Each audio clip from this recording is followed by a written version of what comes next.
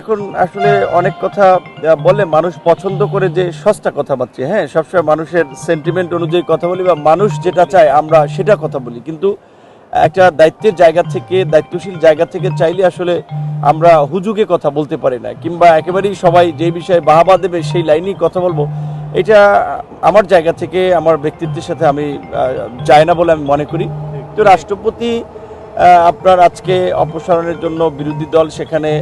প্রতিবাদ করেছে, প্ল্যাকার্ড তুলেছে, এটা ভালো, এটা তাদের একটা গণতান্ত্রিক অধিকার, তারা করেছে। কিন্তু আমার প্রশ্ন হচ্ছে যে